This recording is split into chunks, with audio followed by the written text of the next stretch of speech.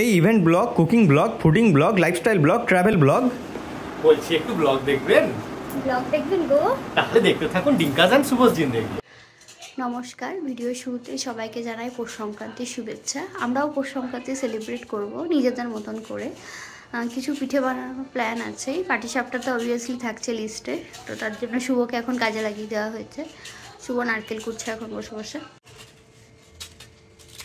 Fast fast fast. জিন্দা হে তো प्याला पूरा कर दे सच्चा। আমি লিরিক্স বলি না, তোর মতন বাজে সিঙ্গার নাকি আমি। শুভ বাসা নারকেল কুটছে সাইড বাই সাইড কাজটাকে একটু এগিয়ে রাখার জন্য। আমি ব্যাটারের একটা যে মিক্সচার সেটা আমি মোটামুটি রেডি করে নিয়েছি। এর মধ্যে আমি দিয়েছি এই বাটির ফুল 1 বাটি চালের গুঁড়ো, হাফ বাটি মতন ময়দা, আর তার থেকেও কম সুজি। আর আমি একটু লালচেটে টাইপের করতে চাই, তো আমি একটু গুড় আর চিনি দুটোই মিশিয়েছি। এটাকে এবার আমি দুধ দিয়ে মেখে নেব। এটাকে খুব ভালো করে ফেটাতে হবে যাতে কোনো লাম্পস ভেতরে না থাকে। এই যে একটা লালচেটে কালার হয়েছে, এটা হচ্ছে আমি গুড় দিয়েছি সেই জন্য। কালারটা ভালো লাগছে না? দারুণ।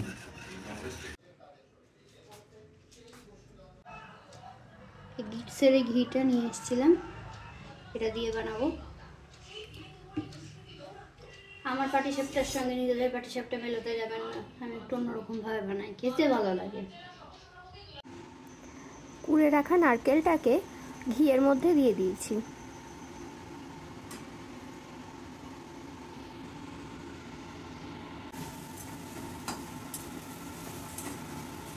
একটু এলাচ ফ্লেভার চাস? এই যে আমাদের ফাঁকিবাজ শুভ নারকেল করেছে, তার মধ্যে বড় বড় পিস করে রেখে দিয়েছে নারকেলের। এটা এখন টিকার মুখে চালানো হয়ে যাবে।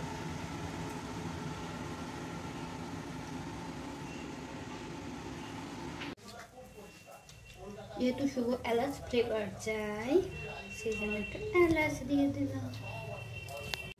খোয়ার জায়গায় আমি দেবো মাখা সন্দেশ, সেজন্য আমি চিনিটা একটু কম পরিমাণেই দেবো।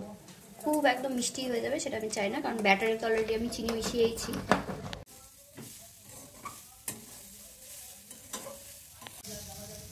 মাখা সন্দেশ নিয়ে এসেছিলাম, মাখা সন্দেশটা দিয়ে আমি পুরটা বানাবো।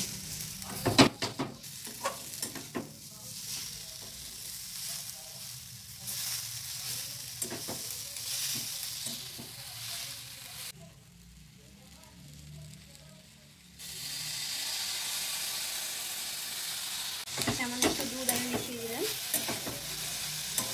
এবার এটাকে ভালো করে পুরটাকে রেডি করবো। এই বড়ো বড়ো নারকেলগুলোর জন্য একটু সমস্যা হচ্ছে, মিক্স হচ্ছে না এটা বাটি গুঁড়োগুলো, কিন্তু যাই হোক ম্যানেজ করার চেষ্টা করছি।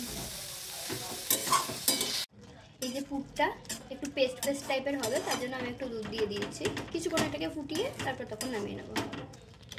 প্রথমে ফ্রাইং প্যানে একটু ঘি বুলিয়ে নিচ্ছি।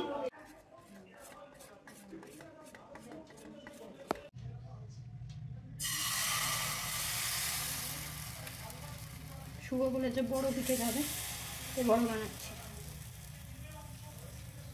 ঠিক আছে শুভ?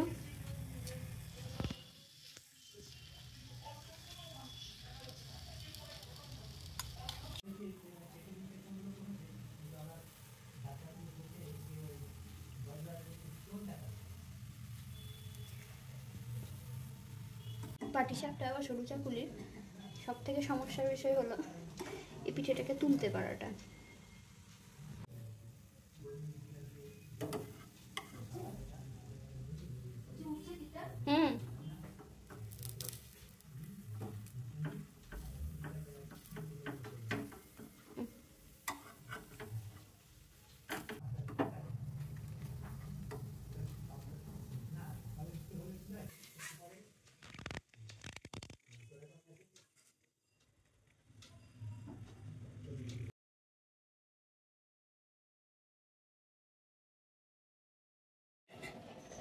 একই দিনে আমাদের বানানো হয়েছিল দুধ পুলি। দুধ পুলি বানিয়েছিল মামুনি।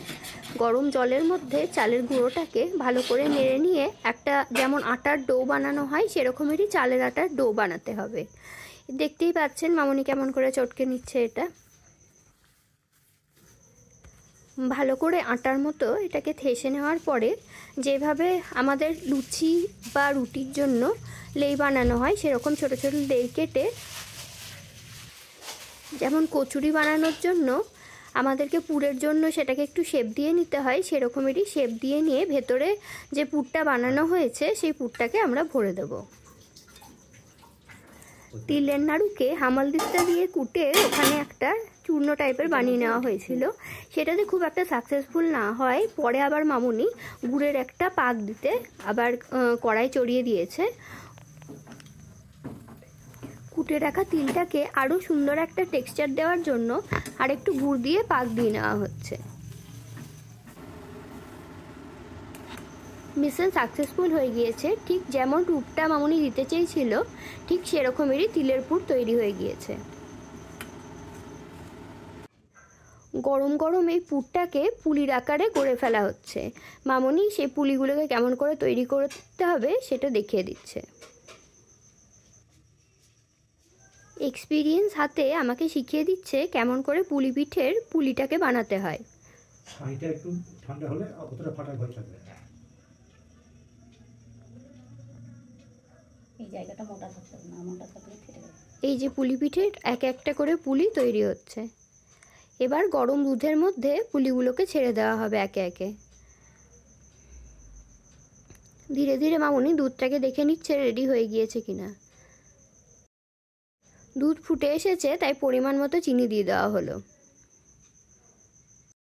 রেডি করে রাখা পুলি এবার একে একে ছেড়ে দেওয়া হবে দুধের মধ্যে সেদ্ধ হওয়ার জন্য।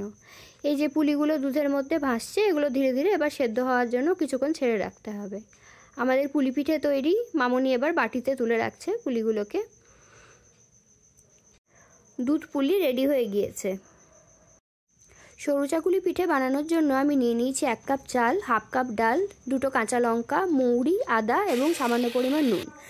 মিক্সচারটাকে আমি দিয়ে দিয়েছিলাম মিক্সার গ্রাইন্ডারে। গ্রাইন্ড হয়ে গিয়ে ব্যাটারটা তৈরি হয়ে গিয়েছে। তারপরে আমি প্যানে দিয়ে দিয়েছিলাম সাদা তেল এবং সাদা তেলের মধ্যে একটু সামান্য জল দিয়ে আমি প্যানটাকে প্রথমে রেডি করে নিয়েছি। ডিটেলস ভিডিও বড় হয়ে যাবে, তাই দেওয়া সম্ভব নয়। যদি দরকার পড়ে আমি কমেন্ট বক্সে কমেন্টে রিপ্লাই দিয়ে দেবো কেমন করে আমি প্যানটাকে রেডি করলাম। তারপরে আমি ব্যাটারটাকে দিয়ে দিয়েছি। দিয়ে দেওয়ার পরে খুব সাবধানে আমি এটাকে উল্টেছি। পাটিসাপটা বা সরু চাকুলি সবগুলোতেই আপনার প্যানের হিটটা এবং ব্যাটারের মিক্সচারটা আপনি যদি ঠিকঠাকভাবে না দেন তাহলে উঠবে না।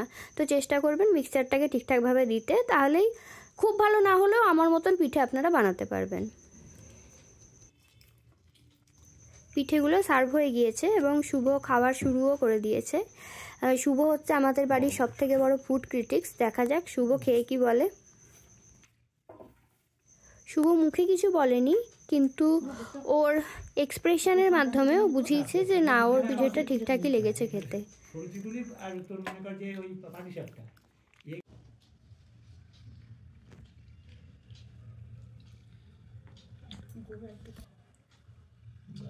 কেমন? দারুণ।